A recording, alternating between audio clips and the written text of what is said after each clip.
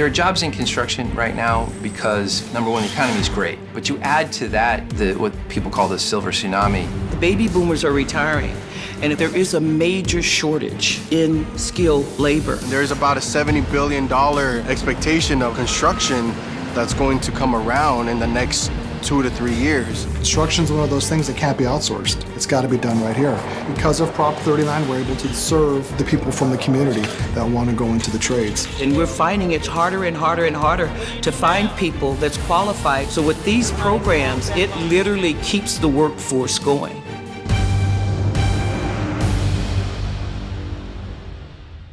The MC3, or the Multi-Craft Core Curriculum, is a curriculum developed by the international unions of the building trades.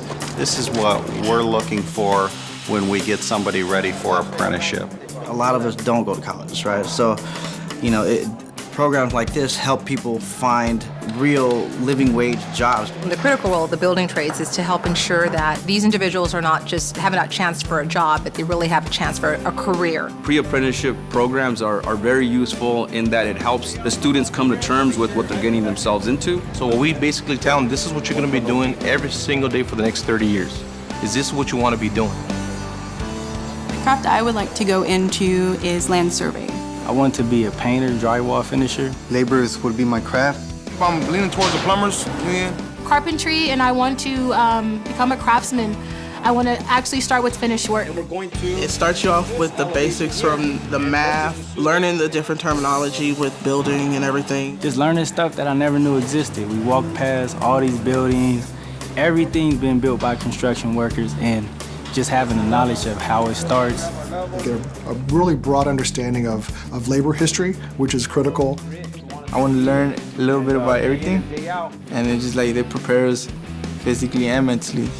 The construction industry can be very physical. We've actually had students give up because of how hard it is.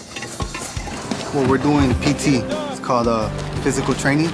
They're pretty much preparing us for all the hard work that we'll be doing. We get them first aid and CPR training, OSHA 10 cards. How the safety of handling the tools, which is very important because we want to go home with our fingers.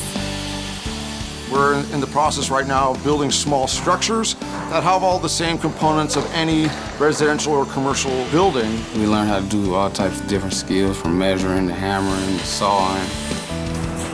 We're out in the yard, we're grading, but leveling, that's really cool. You guys are gonna have to give me the answer. I'm basically teaching them life skills. How to stay on a job, how to keep their jobs. Anything from showing up on time, having the proper tools, proper communication skills. How to work with other people, how to work in close proximity with somebody else. Brotherhood. We all look out for one another. We come to work together, we get to know each other, we go through pain together, we grow together. During those 10 weeks, we're traveling to different union halls, the sheet metal workers, the painters union, the plumbers union, IBW Local 11, so they can start thinking about, okay, what is it that I'm gonna do? Visit like today at LAX is super valuable. Our students actually get to see what a live job site looks like. They get to see how the symphony of crafts working together flows. They get to see the cool hardware, the cranes, the bulldozers, seeing people on lifts, seeing people on the roof, seeing just how exciting working in this industry actually can be. It's crazy. It's my first job site that I've ever visited where it was that extensive, that big, huge project. I'd like to see myself there. We took the students to 3 different sites. We started at the San Joaquin River Viaduct. It's in the city of Fresno, to get the students out there to see what other people are working on, the men and women working on the project. I never really been so close to something, so big, like the high-speed rail, and I just hope I can be part of it pretty soon. The pre-apprenticeship programs we've funded over the last 6 or 7 years of Prop 39 have seen a lot of really great success on the individual level for formerly incarcerated, at-risk youth, people of color from communities that otherwise would have had no access to these kinds of wonderful middle-class jobs. We've seen success in getting more women into the trades and moving that small percentage to a larger percentage. 50% of the participants that we train are women.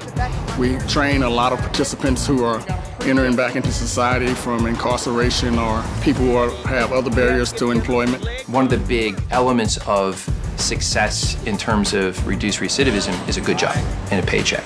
You know, we're coming out of prison. Most of us come out with no experience. And being a felon, there's not many jobs I can get. And construction is a career that they look past that. And that's what I like about it.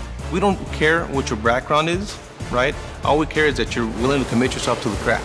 Actually, the ones that's been incarcerated are the ones that are really the best students because they pay attention and they know what they have to go back to if they don't make it here. They actually believe in us, and that's what you need, people to believe in you and actually give you that second chance. But with this, they've taken a chance on me.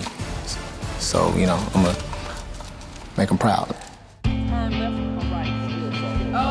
I like to see our participants come through the program and then find themselves in a secure job where they have potential to grow, to see their confidence build from the beginning to the end of the program. It's great for the group that's in the class right now to see someone who's come through the program being successful and thinking to themselves, if they can do it, I can do it. To be honest, before I got to Richmond Bill, I was on a crash course. I was in and out of jail.